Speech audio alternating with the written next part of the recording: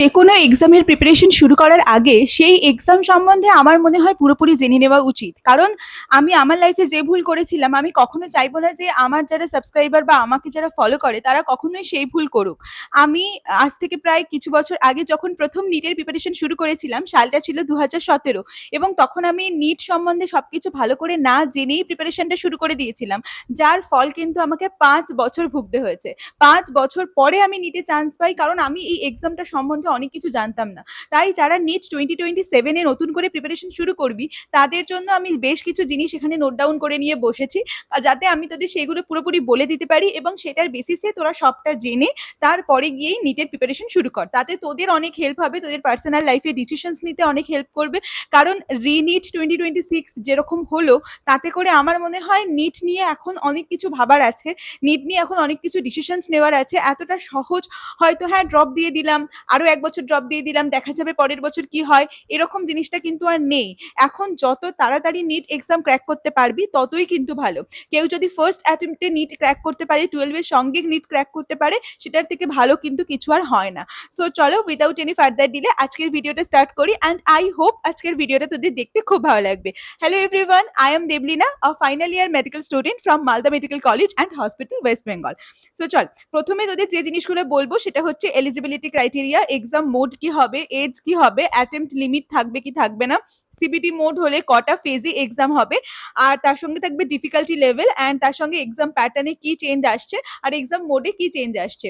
আর এই যে রিনিট হলো তার যে একটা ডিফিকাল্টি লেভেল হলো, সেই ডিফিকাল্টি লেভেলটা নিয়ে 2027 এ কি হবে, বাড়বে কি কমবে, সেইগুলো নিয়ে আজকে পুরো ডিসকাশনটা থাকবে। একদম প্রথমে আমরা যদি কথা বলি সেটা হচ্ছে এক্সাম মোড নিয়ে। দেখ, কিছুদিন আগে প্রায় ১ মাস মতো আগে তোমার এনটিএ অ্যানাউন্সমেন্ট করে যে এক্সাম মোড যেটা হবে সেটা কিন্তু পুরোপুরি অনলাইন হবে। তো এখন এই অনলাইনের যে সুবিধা অসুবিধাগুলো আছে সেগুলো আমি একদম ভিডিও লাস্টে গিয়ে ডিসকাস করব। তার আগে বাকি জিনিসগুলো ডিসকাস করে নিই। দেন নেক্সট হচ্ছে এলিজিবিলিটি ক্রাইটেরিয়া। এটাতে তেমন কিছু চেঞ্জ করা হয়নি। আগেও যেটা ছিল জেনারেলদের জন্য ফিজিক্স, কেমিস্ট্রি, বায়োলজি মিলিয়ে 50% নাম্বার থাকতে হবে and SC, ST, OBC, EWS এই সমস্ত ক্যাটাগরি স্টুডেন্টদের জন্য 40% মার্কস থাকতে হবে। এটা হচ্ছে এলিজিবিলিটির কথা। নেক্সট চলে আয় এজ। এজের লোয়ার লিমিট আমরা সবাই জানি যে 31 ডিসেম্বর 2027 মানে 2027 অব্দি যখন তোরা এক্সাম দিবি তখন যেন 17 ইয়ার্স এজ থাকে। মানে 17 ইয়ার্স এজ হলে তাহলেই কিন্তু তুই নিট এক্সামে মিনিমাম বসতে পারবি। আর এখনো পর্যন্ত নিট এক্সামের জন্য কিন্তু কোনো আপার লিমিট ধার্য করা হয়নি। তবে এটা আমি আবারও তোদের ওয়ার্ন করে রাখছি, এখনো হয়নি কিন্তু কোনো দিন যে হবে না সেটার কিন্তু কোনো মানে নেই। যদিও সুপ্রিম কোর্ট থেকে একটা নোটিশ বলা হয়েছে যে এরকম নিটের মতো কম্পিটিটিভ এক্সামে লাইফ সেভিং কম্পিটিটিভ এক্সামে কোনো আপার লিমিট দেওয়া যাবে না। তো সেক্ষেত্রে আমরা ধরে নিতে পারি যে আপার লিমিট হয়তো দিল না, কিন্তু নেক্সট যে পয়েন্টটা নিয়ে কথা বলবো সেটা হচ্ছে অ্যাটেম্পট লিমিট কিন্তু দিতেই পারে। নিট 2027 এর জন্য কোন রকম কোনো অ্যাটেম্পট লিমিট দেওয়া হয়নি। আর অবশ্যই এখন নিশ্চয়ই ওটা বলবে না, কারণ এখনই নিট 2027 এর অ্যানাউন্সমেন্টে নিশ্চয়ই ওটা আসবে না।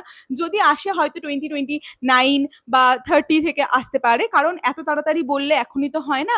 অনেকেই হয়তো 4 বছর 5 বছর ড্রপ দিয়ে অলরেডি বসে আছে, তো এখনই তো অ্যাটেম্পট লিমিট চাপিয়ে দিলে হবে না। তো আই গেস 2027 আই গেস কেন আই এম কোয়াইট শিওর যে 2027 এর জন্য কিন্তু কোনো রকম অ্যাটেম্পট লিমিট থাকছে না। নেক্সট আমি ডিফিকাল্টি লেভেল নিয়ে বলবো। দেখ, রিনিট এবং নিট 2026 এবং 2025 এর যে কোশ্চেন লেভেলের ডিফিকাল্টি আমরা দেখেছি, তাতে করে একটা জিনিস তো শিওর যে এনটিএ চাইছে কোশ্চেনের একটা বেয়ার মিনিমাম লেভেল মেনটেন করতে। এরকম নয় যে 2020 এর মতো কোশ্চেন করে দেবো বা 2021 এর মতো কোশ্চেন করে দেবো। তো অতটা ইজি কিন্তু কোশ্চেন প্যাটার্ন আর থাকছে না, কোশ্চেনটা একটু টাফের দিকেই যাচ্ছে। তো আমি পার্সোনালি সবাইকে সাজেস্ট করবো তোরা কিন্তু একটু টাফ ভেবেই এক্সামের প্রিপারেশনস কর, যাতে কারণ টাফের প্রিপারেশনস করা থাকলে তো ইজি হলে তো অবশ্যই খুব ভালো করে আসবি। টাফ ধরে প্রিপারেশনস এগো। এবার অনেকেই বলছে যেই লেভেলে কোশ্চেন আসবে, অ্যাডভান্স লেভেলে কোশ্চেন আসবে, সেটা নয়, সেটা অবশ্যই নয়। প্রিভিয়াস ইয়ারের একটা ট্রেন্ড আছে, সেই ট্রেন্ড ফলো করেই কোশ্চেন আসবে। খুব টাফ বা খুব একদম হাত ঠেকানো যাবে না বা একদমই ধরাছোঁয়ার বাইরে কোশ্চেন আসবে, আশা করি এরকম হবে না। দেন এক্সাম প্যাটার্ন নিয়ে যদি কথা বলি, এক্সাম প্যাটার্ন যা ছিল সেম। মানে কি, মানে যেটা হচ্ছে তোর একটা কোশ্চেন ঠিক হলে 4 নাম্বার এবং একটা কোশ্চেন ভুল গেলে -1। আর মার্কস ডিস্ট্রিবিউশনও সেমই থাকছে। বায়োলজির জন্য 90টা কোশ্চেন এবং সেখানে থাকছে 360 মার্কস, ফিজিক্সের জন্য 45 কোশ্চেন, কেমিস্ট্রির জন্য 45 কোশ্চেন, 180 মার্কস রেসপেক্টিভলি। তো এই জিনিসটাই মেনলি থাকছে। এবার আমি যে কথাটা বলবো সেটা হচ্ছে সিলেবাস নিয়ে কিন্তু কোনো স্পেসিফিক কোনো চেঞ্জ আমি এখনো পর্যন্ত দেখিনি। নতুন এনসিইআরটি সিলেবাস অনুযায়ী কিন্তু বায়োলজি হবে, ফিজিক্স হবে, কেমিস্ট্রি হবে।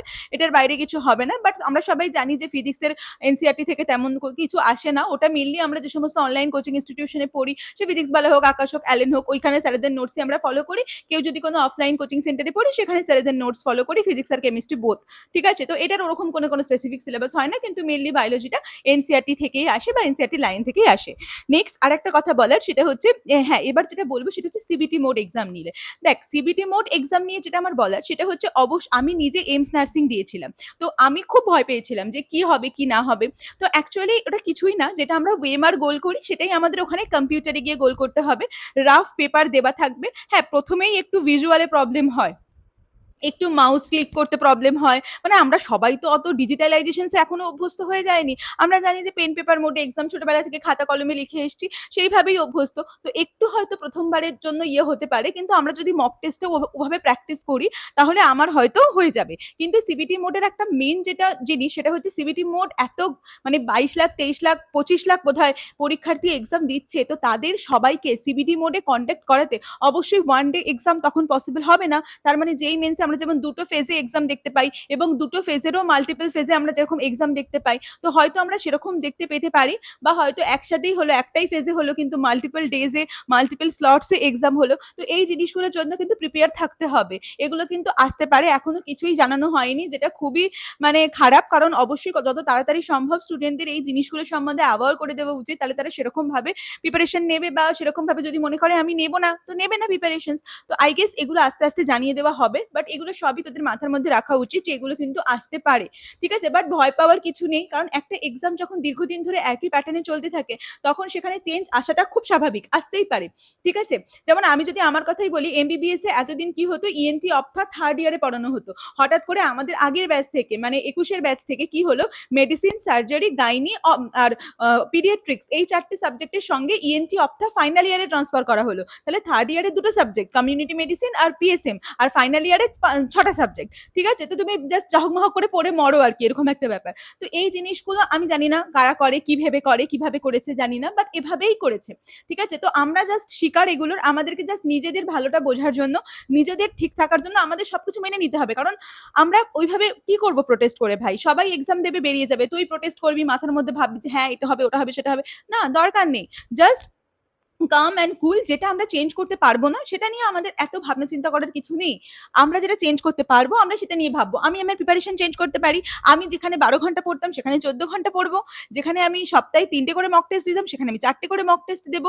ঠিক আছে? এই জিনিসগুলো আমি নিজের মধ্যে চেঞ্জ আনবো। প্লাস আমি তো বলবো সিবিটি মোড যদি শুরু হয়, তার রেস্ট্রিকশনস মানে রেগুলেশনস যদি আসে, কি রুলস অ্যান্ড রেগুলেশনস আসছে সেগুলো দেখে আমি অবশ্যই তোদের সঙ্গে ভিডিও শেয়ার করে দেবো। বাট তার আগে আমি এটাই বলবো, কোনো কিছুতেই ঘাবড়াবি না। লাইফের এরকম মানে উপর নিচ হতেই থাকবে, বিকজ দিস ইজ লাইফ। তো এভাবেই আমাদের এগোতে হবে। 2027 এ যারা ফার্স্ট টাইম নিট দিতে যাচ্ছিস, বা যারা মেইনলি 2027 এর জন্য প্রিপারেশন শুরু করতে যাচ্ছিস, তাদের জন্যই এটা বলার।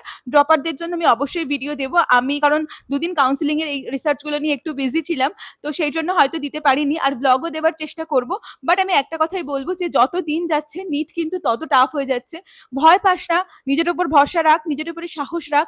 কিন্তু ওই যে আগে না হুট করে লোকজনকে বলে দিতে পারতাম যে আমিও যখন পেরেছি এত বছর ড্রপ দিয়ে, তখন তুইও পারবি। কিন্তু প্রতি বছরই নিটে এত আনএক্সপেক্টেড ইনসিডেন্ট ঘটতে থাকে, এত মানে কিছু না কিছু হয়। মানে প্রতি বছর নিট একটা উৎসব, মানে কিছু না কিছু একটা হতেই থাকে, হতেই হবে, না হলে নিট সাকসেসফুলি নয়, এরকম একটা ব্যাপার। তো এরকম ভাবে যদি হতে থাকে তাহলে তো আমাদের সবার ক্ষেত্রে প্রবলেম। মানে লোকজন এখন আর ২টো ড্রপ ৩টে ড্রপের পরে ভয় পাবে ড্রপ দিতে। মানে আমি ড্রপ দিলেই যে আমি ভালো করে পড়াশোনা করলেই যে চান্স পাবো, এটা বোধহয় মানে সবসময় সত্যি নয়।